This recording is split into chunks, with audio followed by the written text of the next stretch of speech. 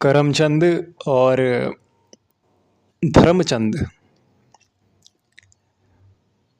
नाम के दो भाई थे। धर्मचंद भगवत भक्त थे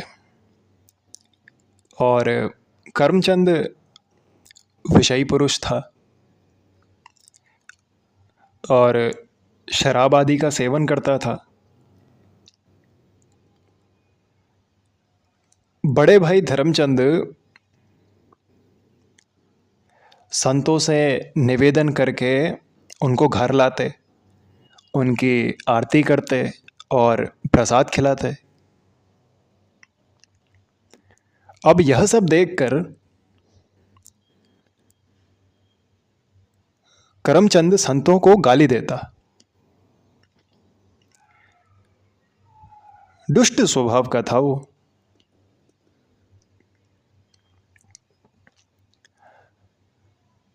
तो एक बार बड़े भाई ने विचार किया कि मेरे इस दुष्ट भाई का कैसे कल्याण होगा, क्योंकि संतों को गालियां देने से तो दुर्गति पक्की है।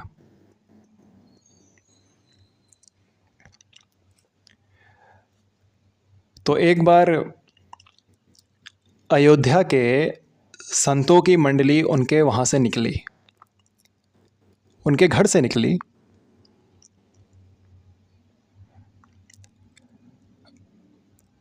तो धर्मचंद ने उनको अपने यहाँ बुलाया और उनकी आरती उतारी और प्रसाद खिलाया। इतने में शराब पीकर करमचंद वहां आ गया और उन सबको गाली देने लगा।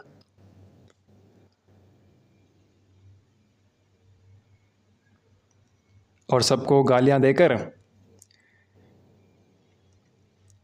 ऊपर अपने कमरे में चला गया।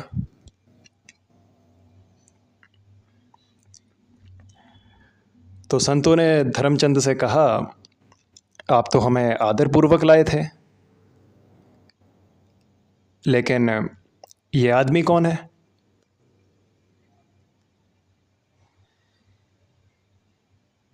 धर्मचंद कहता है, महाराज क्षमा करें, ये मेरा छोटा भाई है, गलत संग से इसकी ये दुर्दशा हो रखी है। और धर्मचंद ने संतों से यह पूछ भी लिया कि महाराज क्या इसका कल्याण हो सकता है? संत तो बड़े दयालु, कहते हैं पक्का हो जाएगा, आप चिंता मत करो।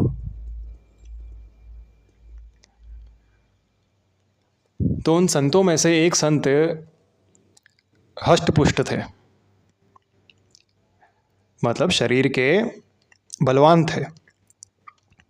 वो ऊपर गए, दरवाजा खटखटाया। करमचंद ने दरवाजा खोला।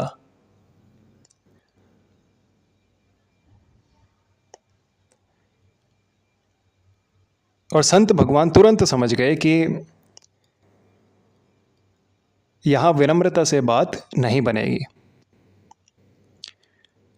उन्होंने करमचंद को नीचे गिराया और उसकी छाती पर चढ़कर बैठ गए।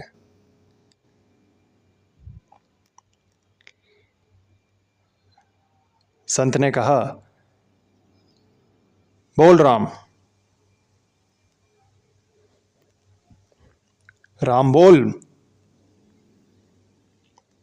करमचंद कहता है, नहीं बोलूंगा। संत ने कहा, अगर राम नहीं बोला तो मैं तेरा गला दबा दूंगा, यहां कोई तुझे बचाने वाला नहीं है, बोल राम। काफी देर विचार करने के बाद करमचंद ने सोचा कि अब बचने का और कोई उपाय तो है नहीं। तो बचने के लिए उसने कहा, राम राम, राम राम।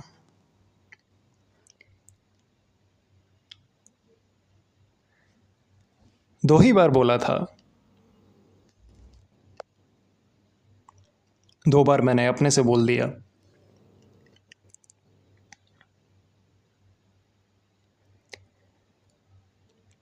तो राम राम बोलने पर संत उसके ऊपर से हट गए और बोले, बेटा इस नाम की कीमत कभी मत लेना किसी से भी, इस नाम को बेचना मत। कुछ दिन सारे पापों का फल करमचंद को मिला। उसे फल तो मिलना ही था, पाप तो उसने बहुत किए थे। जानलेवा रोग हो गया उसको और उसकी मृत्यु हो गई।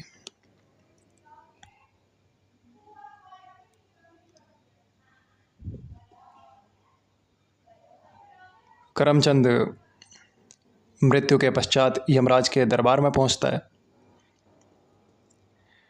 यमराज ने जब उसका लेखा जोखा देखा तो केवल पाप ही पाप था। बस दो बार उसने किसी संत की कृपा से राम बोला था। यमराज जी बोले कि राम नाम जो तूने जपा है यही एकमात्र पुण्य है तेरा। क्या लेगा बता इस राम नाम के बदले में। करमचंद को उस संत की बात याद थी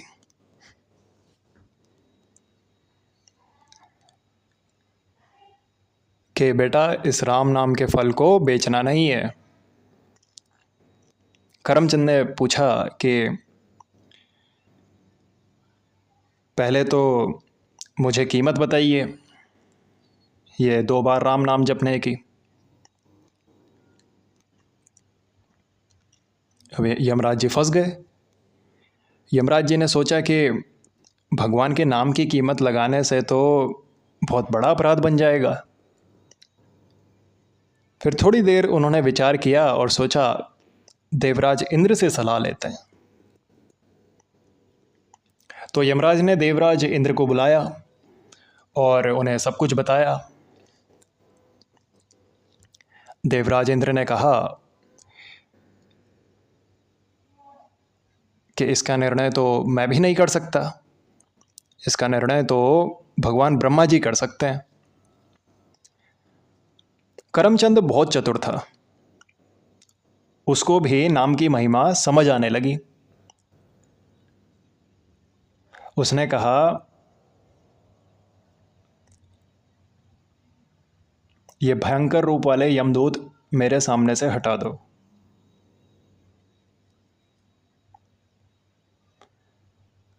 और मुझे जहाँ भी ले जाना हो मैं पैदल नहीं चलूँगा, मेरे लिए पालकी बुलाई जाए। अब मजबूरन देवराजेंद्र और यमराज को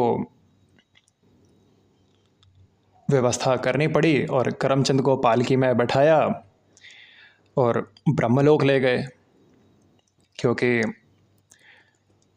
समाधान तो अब इन दोनों ने ही करना था।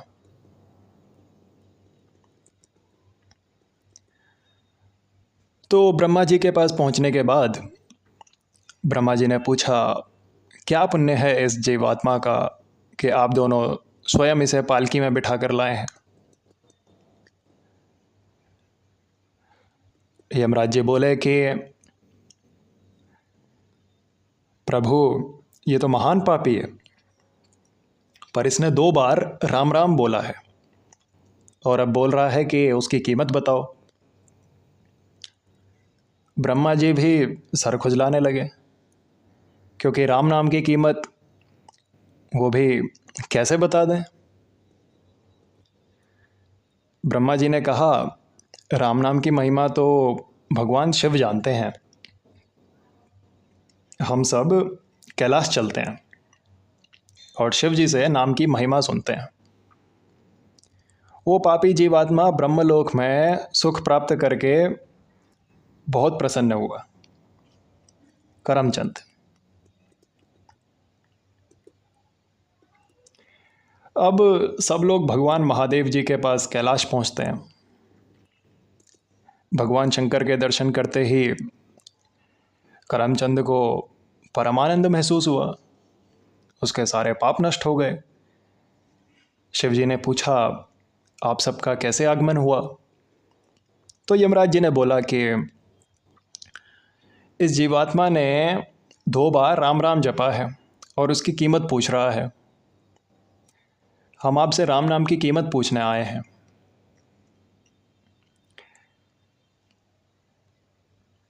शिवजी कहते हैं, रा कहकर मैं हलाहल विष को पी गया और मां कहकर उसको अपने कंठ में रोक लिया। मैं भी रात दिन राम नाम ही जपता हूं और इसी राम नाम से काशी में मरे हुए जीवों को मोक्ष प्रदान करता हूं। पर राम नाम की कीमत बताने की सामर्थ्य मेरी भी नहीं है। उन्होंने बोला, सीधे साकेत धाम चला जाए और सीधे श्री राम जी से ही इसकी कीमत पूछी जाए। अब भैया करमचंद को तो बहुत आनंद प्राप्त हुआ।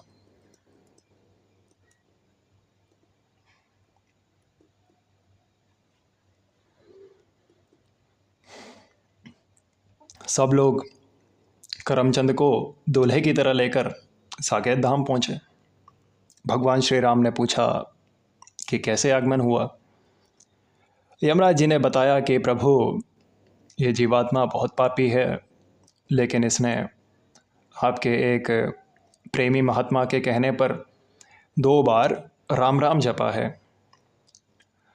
और अब ये उसकी कीमत पूछ रहा है।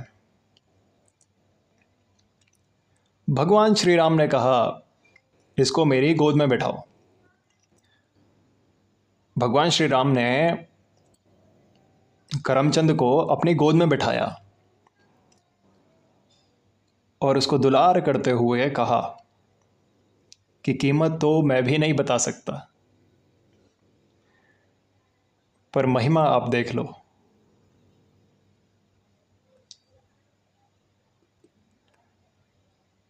ये पापी होते हुए भी मेरी गोद में बैठा है।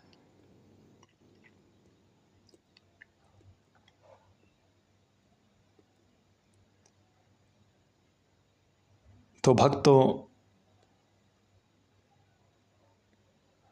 करमचंद जैसा व्यक्ति अगर 2 बार राम राम कहने से इतना सुख, इतना आनंद प्राप्त कर सकता है,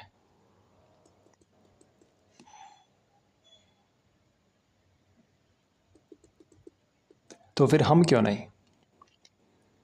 हमारे पास तो अभी समय भी बहुत है।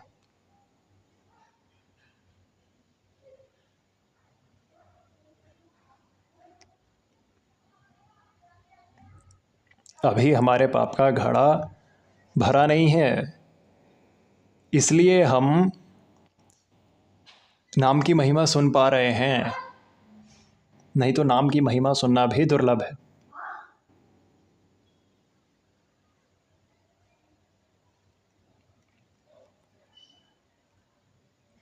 देखो राम नाम की महिमा।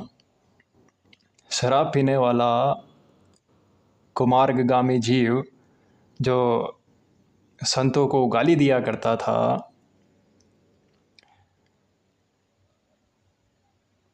केवल 2 बार राम नाम जपा और खुद श्री राम ने उसे अपनी गोद में बिठाया और प्यार कर रहे हैं उसको। तो यह अविश्वास ना करें कि क्या 2 बार या 4 बार नाम जपने से भगवत प्राप्ति हो जाएगी।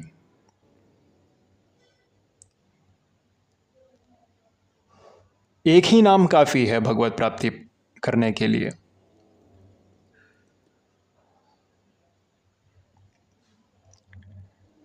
अगर नाम जप के साथ कोई अपराध ना बने तो प्रभु के नाम में रस आ जाएगा। उसका स्वाद लेकर आप प्रभु को अपने अधीन कर सकते हो।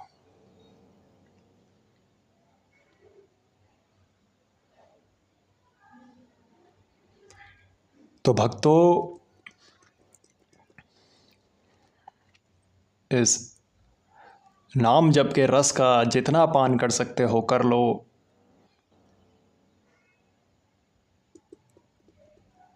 क्योंकि यही आपको तृप्त करने का एकमात्र साधन है।